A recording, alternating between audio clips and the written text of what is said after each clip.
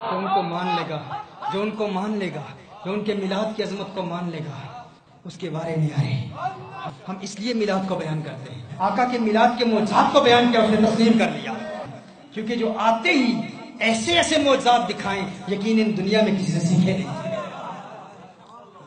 دنیا میں آتے ہی سجدے میں چلے جاتے ہیں۔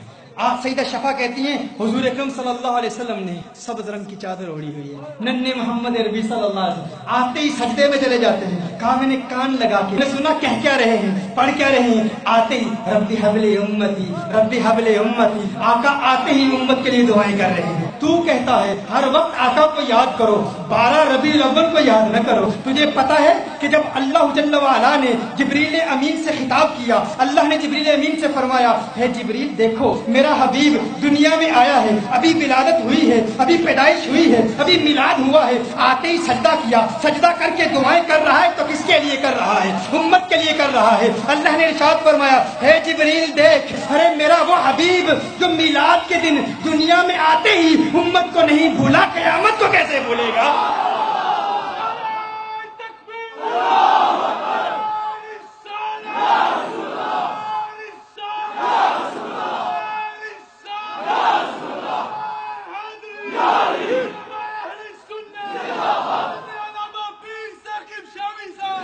وہ آقا قیامت کو نہیں بھولیں گے۔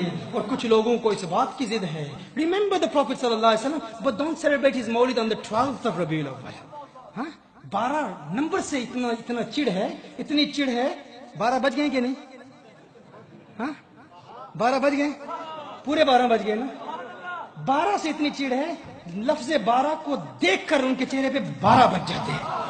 ایک شخص کو 12 سے اتنی نفرت تھی، کسی نے ٹھیک 12 بجے اس سے پوچھا ٹائم کیا ہوا ہے، اس نے کہا 11:60 ہوئے ہیں، 11:60۔ ہم کہتے ہیں یہ 12 ہی ہے، یہ 12 ہمیں ملا۔ کلک کو دیکھ لو، 12 سے پہلے کیا ہے، 12 سے پہلے کیا ہے، 12 سے پہلے کیا ہے، 12 سے پہلے کیا ہے، 11 ہے۔ ہر ایک 11ویں والی کی برکت سے ہمیں میلاد والا 12 والا ملا، اور 12 کے بعد دیکھو ایک ہے، 11 نے 12 سے ملایا، 12 نے توحید کا سبق پڑھایا ہے۔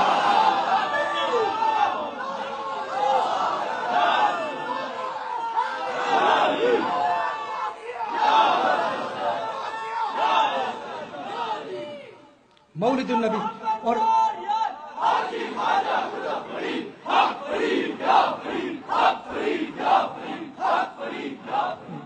ہاں جو 11 والے کے قریب نہیں، اس نے 12 والے کی عظمتوں کو کیا سمجھنا ہے؟ ہاں اور جو 12 والے کی عظمتوں کو نہیں سمجھے گا، وہ توحید توحید کہے گا تو صحیح، لیکن توحید کی خوشبو بھی اسے میسر نہیں ہوگی۔